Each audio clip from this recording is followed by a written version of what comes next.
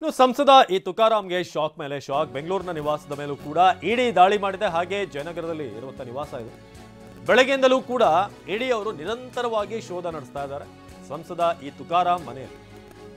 ಜಯನಗರದಲ್ಲಿರುವಂತಹ ತುಕಾರಾಂ ನಿವಾಸ ಇಲ್ಲಿ ಇಡಿ ಶೋಧ ನಡೆಸ್ತಾ ಇದೆ.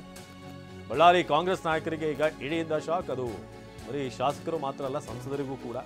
ಯಾಕಂದ್ರೆ ಇದು ಲೋಕಸಭಾ ಚುನಾವಣೆಗೆ ಹಣ ದುರ್ಬಳಕೆ ಆಗಿದೆ, ವಾಲ್ಮೀಕಿ ನಿಗಮದ ಹಣ ಅಂತ. ಹಾಗಾಗಿ ಹಗರಣಕ್ಕೆ ಸಂಬಂಧಪಟ್ಟಾಗಿ ಈಗ ತುಕಾರಾಂ ಅವ್ರನ್ನ ಈಗ ವಿಚಾರಣೆಗೆ ಒಳಪಡಿಸಲಾಗುತ್ತೆ. ಜೊತೆಗೆ ಅವರ ಮನೆಯಲ್ಲಿ ಶೋಧ ನಡೀತಾ ಇದೆ.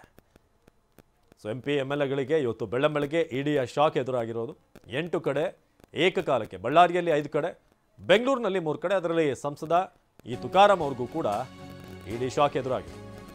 ಇನ್ನು ನಾಗೇಂದ್ರಗೆ ಸೇರಿದಂತಹ ಅಪಾರ್ಟ್ಮೆಂಟ್ ಮೇಲೂ ಕೂಡ ದಾಳಿ ಆಗಿದೆ. ಕೊಡಿಗೆಹಳ್ಳಿ ಬಳಿ ಇರುವಂತಹ ಅಪಾರ್ಟ್ಮೆಂಟ್ನಲ್ಲಿ ಶೋಧ, ಫ್ಲಾಟ್ನಲ್ಲಿ ಶೋಧ ನಡೆಸ್ತಿರುವಂತಹ ಇಡಿ ಅಧಿಕಾರಿಗಳು. ಬೆಂಗಳೂರಿನ ಅಪಾರ್ಟ್ಮೆಂಟ್ನಲ್ಲಿ ಇಡಿ ತಂಡ ತಲಾಶ್ ಮಾಡ್ತಾ ಇದೆ. ಈ ಹಿಂದೆ ಸಂಜಯ್ ನಗರದಲ್ಲಿ ನಾಗೇಂದ್ರ ಫ್ಲಾಟ್ ಅಲ್ಲಿತ್ತು. ಸಂಜಯ್ ನಗರ ಬಿಟ್ಟು ಕೊಡಿಗೆಹಳ್ಳಿಯಲ್ಲಿ ಫ್ಲಾಟ್ ಖರೀದಿ ಮಾಡಿದರು. ನಮ್ಮ ಪ್ರತಿನಿಧಿ ಪ್ರಜ್ವಲ್ ಈ ಬಗ್ಗೆ ಹೆಚ್ಚಿನ ಮಾಹಿತಿಯನ್ನು ನೀಡ್ತಾರೆ ನೇರ ಸಂಪರ್ಕದಲ್ಲಿ. ಪ್ರಜ್ವಲ್, ಇದೀಗ ಬಳ್ಳಾರಿಯ 5, ಬೆಂಗಳೂರಿನ 3 ಕಡೆ ಈಗ ಸರ್ಚ್ ನಡೀತಾ ಇರೋದು. ಬೆಂಗಳೂರಿನಲ್ಲಿ ಎಲ್ಲೆಲ್ಲಿ ಸದ್ಯಕ್ಕೆ ಏನೇನು ಆಗ್ತಾ ಇದೆ, ಎಷ್ಟು ಗಂಟೆ ಬೆಳಗ್ಗೆ ಬಂದರು, ಎಷ್ಟೊತ್ತಿಗೆ ಇಡಿ ರೇಡ್ ಆರಂಭ ಆಯಿತು? ಪ್ರಜ್ವಲ್.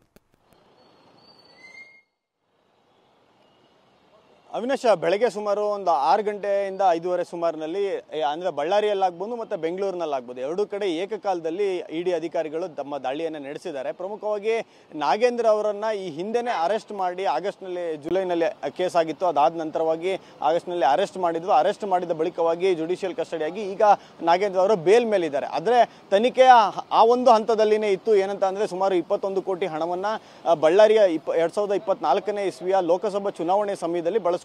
ಈ 21 ಕೋಟಿ ಹಣ ಏನಿದೆ, ಇದು ವಾಲ್ಮೀಕಿ ನಿಗಮದಲ್ಲಿ ವಂಚನೆಯಾಗಿದ್ದಂಥ ಸುಮಾರು 180 ಕೋಟಿಗೆ ಹೆಚ್ಚು ಹಗರಣ ಅಂತ ಹೇಳಿ ಕರೆಯಲಾಗಿತ್ತು. ಕೊನೆಗೆ ಅದು 89 ಕೋಟಿಗೆ ಬಂದು ನಿಂತಿತ್ತು. 89ರಿಂದ 90 ಕೋಟಿ ಹಗರಣ ಅಂತೇಳಿ ಬಂದು ನಿಂತಿತ್ತು. ಇದರ ಹಣವನ್ನು ಬಳಕೆ ಮಾಡಿದ್ದಾರೆ ಅನ್ನೋದು ಪ್ರಮುಖವಾದಂಥ ಆರೋಪವಾಗಿತ್ತು. ಆ ಸಂದರ್ಭದಲ್ಲೇ ನಾಗೇಂದ್ರ ನಿವಾಸದ ಮೇಲೆಲ್ಲ ದಾಳಿಯನ್ನು ಮಾಡಿ ನಾಗೇಂದ್ರನ ಇಡಿ ಅಧಿಕಾರಿಗಳು ಬಂಧಿಸಿದ್ರು. ಈಗ ಮುಂದುವರೆದಂತೆ ನಾಗೇಂದ್ರನ ಮೂಲಕವಾಗಿ ಹೋದಂಥ ಹಣ, ಆ ಹಣವನ್ನು ಇವರು ಅಲ್ಲಿಯ ಕಂಪ್ಲಿ ಗಣೇಶ್ ಆಗಿರ್ಬೋದು, ಶ್ರೀನಿವಾಸ್ ಆಗಿರ್ಬೋದು, ತುಕಾರಾಂ ಆಗಿರ್ಬೋದು, ಈಗ MP ಆಗಿರುವಂಥ ತುಕಾರಾಂ ಆಗಿರ್ಬೋದು, ಇವರೆಲ್ಲರ ಮೂಲಕವಾಗಿ ಅಲ್ಲಿ ಹಣವನ್ನು ಹಂಚಿಕೆಯನ್ನ ಮಾಡಿದ್ರು ಅನ್ನೋದು ಈ ಪ್ರಾಥಮಿಕ ಹಂತದಲ್ಲಿ ಇಡಿ ತನಿಖೆ ವೇಳೆ ಗೊತ್ತಾಗಿತ್ತು. ಅದರ ಮುಂದುವರೆದ ಭಾಗವಾಗಿ ಈಗ ಇಡಿ ಅಧಿಕಾರಿಗಳು ಏನು ಇನ್ವೆಸ್ಟಿಗೇಷನ್ ಮಾಡ್ತಿದ್ದಾರೆ, ಅದರಲ್ಲಿ ಇವರೆಲ್ಲರ ಮೂಲಕವಾಗಿ ಹಣ ಹೋಗಿತ್ತು ಅಂತ ಅಂದಮೇಲೆ ಇವರನ್ನು ಸಹಿತ ಕೇಸ್ನಲ್ಲಿ ಆರೋಪಿಗಳಾಗಿ ಮಾಡ್ಕೊಳ್ತಿರುವಂಥ ಸಾಧ್ಯತೆಗಳಿದೆ. ಹೀಗಾಗಿನೇ ಇವರ ನಿವಾಸಗಳ ಮೇಲೆ ದಾಳಿಯನ್ನು ಮಾಡಿದ್ದಾರೆ. ಬೆಂಗಳೂರಿನ ಜಯನಗರದಲ್ಲಿರುವಂತಹ ತುಕಾರಾಂ ಅವರ ನಿವಾಸ, ಅಂದ್ರೆ ಬಳ್ಳಾರಿ MP ಆಗಿರುವಂತಹ ತುಕಾರಾಂ ಅವರ ನಿವಾಸ ಆಗಿರ್ಬೋದು, ಮತ್ತೆ ಸದಾಶಿವ ನಗರದಲ್ಲಿ ಈ ಹಿಂದೆ ಇತ್ತು, ಮತ್ತೆ ಸಂಜಯ್ ನಗರದಲ್ಲಿ ಸಹಿತ ಈ ಹಿಂದೆ ಇತ್ತು. ಈಗ ಕೊಡಿಗೆಹಳ್ಳಿಯ